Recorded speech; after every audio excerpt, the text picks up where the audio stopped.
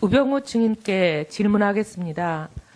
측근 길이를 파악하고 대통령의 측근입니다. 비리를 파악하고 대처하는 거 민정수석의 업무입니까? 아닙니까? 업무입니다. 업무이죠? 예. 그런데 어떻게 증인은 아까 여러 의원님들의 질문에 대한 답변으로 증인 본인은 민정수석으로 있으면서도 최순실 사건을 조사한 적도 없고 대통령께 보고한 적도 없다. 이렇게 말씀하셨습니다. 이 증언이 사실입니까? 예.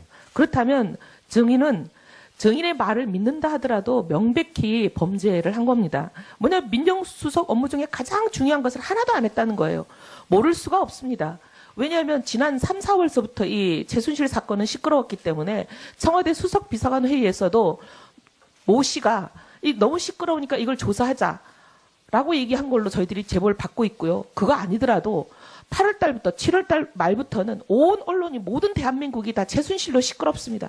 최순실 말고는 아무것도 지금 얘기가 되지 않는 상황이에요.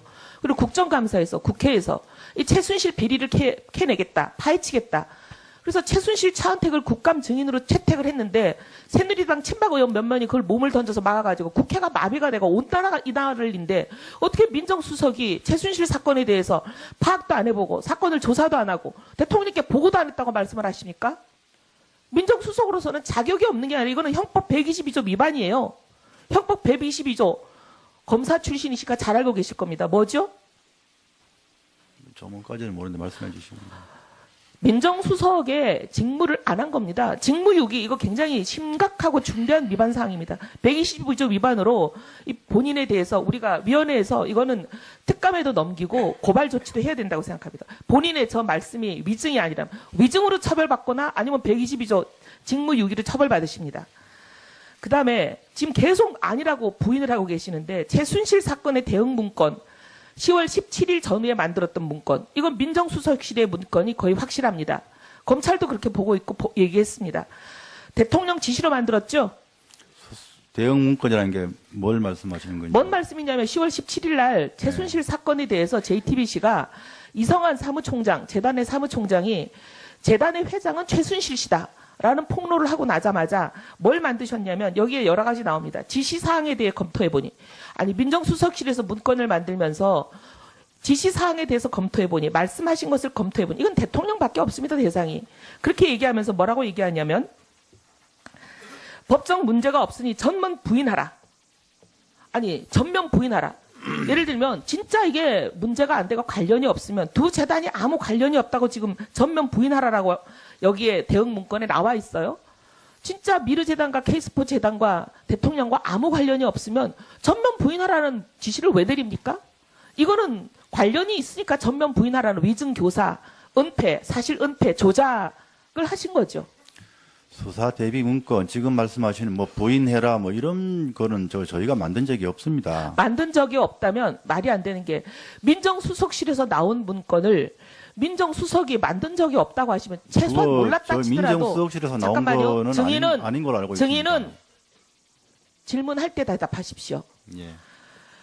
민정수석실에서 만든 문건을 증인이 모른다고 하면 이것도 사실 형법 122조 위반입니다. 그런데 왜 이것을 민정수석실이라고밖에 볼 수 없냐면 정호성 제1부속비서관 대통령의 일정을 챙기고 대통령의 그림자처럼 수행하고 하루 종일 같이 있어야 되는 정호성 부속비서관의 핸드폰에서 사진 찍은 형태로 발견이 됐습니다. 이거는 당연히 대통령께 보고한 이후 보고가 완료됐다는 거죠. 대통령께 보고되는 문건을 민정수석실에서 모르고 있습니까? 그것도 이거 굉장히 중대한 사항에 대한 여러 가지 대응 문건입니다. 거기 보면 증거를 은폐하라는 각종 세세한 얘기들이 나와요. 그리고 문제는 대통령이 이 문건대로 바로 며칠 후에 그대로 실행하셨다는 게 더 이 문건이 사실상 민정수석실에서 작성됐다는 것을 증거로 보여주고 있습니다. 뭐라고 얘기하냐면 수석비서관 회의라든지 이런 데서 대통령이 직접 입장을 전달해야 된다. 전면 부인하는 취지로 입장을 전달해야 된다. 그리고 근거 없는 정치 공세라고 했던 새누리당에 힘을 실어줘야 된다. 이런 문건이 지시가 나옵니다. 그랬더니 바로 불과 이틀 뒤인 10월 20일 대통령이 수석비서관 회의에서 재단 문제를 처음으로 언급하면서 문건에서 건의한 그대로 워딩을 하시면서 발언을 하십니다. 이게 어떻게 대통령께 보고가 안 됐다고 얘기하십니까? 제1수석비서관, 부속비서관이 그걸 사진 형태로 찍어서 핸드폰에 갖고 있다가 지금 검찰에 압수수색 당했습니다. 그리고 그 내용에 보면은 통화 내역, 문자, 카카오톡 대화 내용, 녹음 파일, 휴대전화의 모든 자료들은 문제가 될 수 있다. 지우라고 얘기하는 거예요. 삭제하라고. 이게 바로 증거인멸을 지시 교사하고 있는 거 아니겠습니까? 지금 우병우 정의는 여기 와서 무조건 모른다고 얘기해서 국회에서 위정 혐의로 처벌받는 것은 다른 모든 범죄 사실이 인정됐을 때 받는 처벌보다 약하다. 지금 이렇게 나름대로 비교해서 계산을 하시는 것 같은데 국민 앞에 위증한 거는 제일 엄중한 죄입니다. 그 다음에 또 다른 문건 10월 22일에 작성된 문건. 이거는 최순실 사건을 검찰이 수사하고 있던 당시입니다. 그런데 바로 전날 검찰에 소환돼서 진술을 하고 온 핵심 참고인들의 진술이 그대로 담겨 있어요. 검찰도 이걸 뭐라고 얘기하냐면 이렇게 얘기하고 있습니다.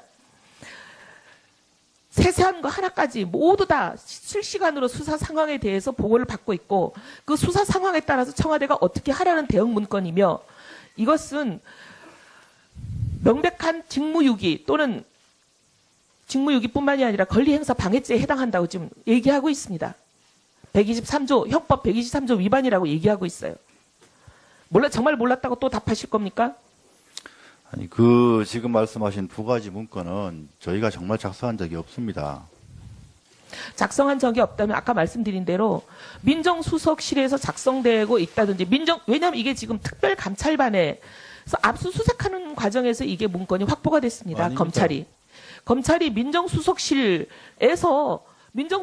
압수수색해가지고 나온 문건인데 그걸 민정수석실에서 작성한 적이 없다. 나는 모른다. 정호성 비서관 핸드폰에서 그거는 나왔다고. 첫 번째 문건이고요. 예. 두 번째 문건이요. 첫 번째 문건은 정호석 부속비서관의 사진 파일 형태로 핸드폰에서 저장돼 있던 게 나왔고 두 번째 문건 10월 22일에 작성된 이 수사 상황까지 실시간으로 보고 받으시면서 세세히 대응 사항을 지시하고 있는 이 문건. 이거는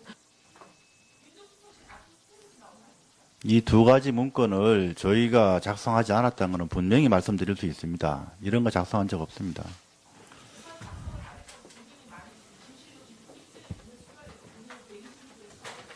아니 이게 제 말이 거짓말이면 어떤 식으로도 처벌받아 좋습니다만은 이거 만든 적이 없습니다.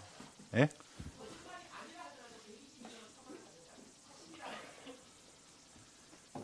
예, 이혜훈 의원 수고 많았습니다.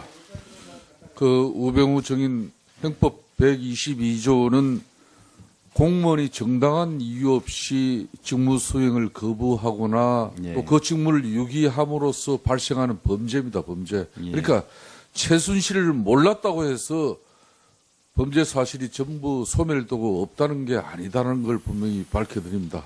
예. 자, 우리 의원님들 여기까지